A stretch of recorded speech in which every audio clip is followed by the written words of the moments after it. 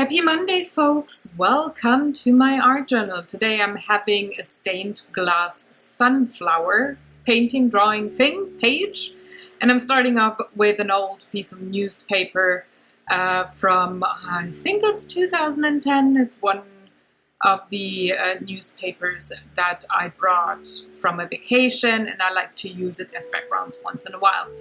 So I'm gluing down the paper to my page. This is the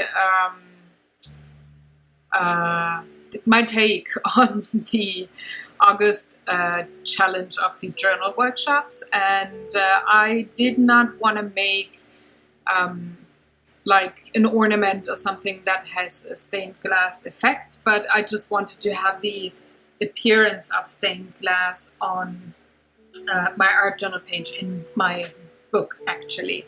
So I had to wait for a while until the glue was completely dry, because I'm going over the newspaper page here with a permanent marker, and I didn't want to have those weird gluey kind of gobs at the tip of my pen there. So I'm helping it along with my blow dryer. It took quite a while to get it really dry, but then I could just sketch my sunflower. Then this is the permanent marker that I was talking about, and I'm just outlining very roughly where my sunflower goes. I will in the end widen some of those black lines and have them less scribbly looking, but for the first take I wouldn't have to take care as much of how the lines looked, because having watercolor on top, I will have pigment on top that I want to get rid of in the end, so I gotta have the permanent marker on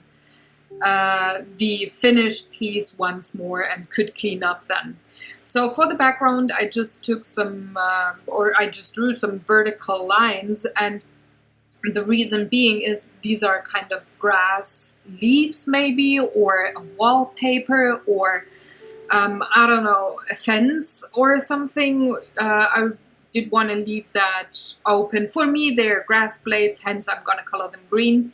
But I started with the petals of the sunflower first, giving them a solid coat of different kinds of yellows. I'm staying with warm yellows though.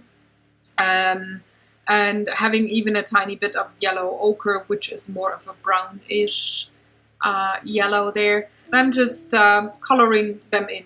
And for the center, I'm going to use a cold brown and a warm brown, just having a solid layer, putting it down. I'm having a medium amount of water with my watercolors here. I want to have quite a bit of pigment in the end, so I only want that much transparency. Hence, I'm using only a medium amount of water. I still want it to flow, but I don't want it to flow so much that I cannot control the colors anymore. I'm also using different kinds of warm greens, so olivey greens for those two leaves. And for the background, I'm taking more of bright apple greens or May greens, lime greens, stuff like that. A bit colder tones, not super cold tones, but way colder than the ones that I used in the leaves of the sunflower. I'm just coloring in or painting in all of those lines there. It's very simple. It's when it comes to technique, it's not really sophisticated, but I thought I'd just go with a very simple one and have the colors be speaking, so just say, like, bam in your face, sunflower yellow, and lots of greens that stand back. If you want to know why I chose the sunflower, you have to look up my blog post on Friday this week on my blog. The link to my webpage is in the lower box, description box.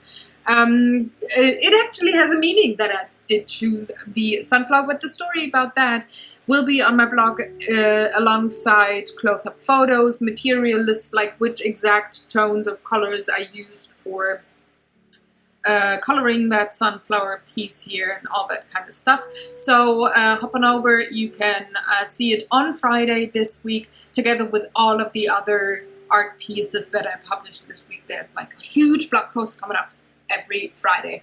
So I hope you enjoyed watching along. If you have any questions or comments, please leave them in the comment section below, and I will see you tomorrow with a very tiny, tiny, tiny, flowery, tiny Tuesday. Have fun, folks. Bye-bye.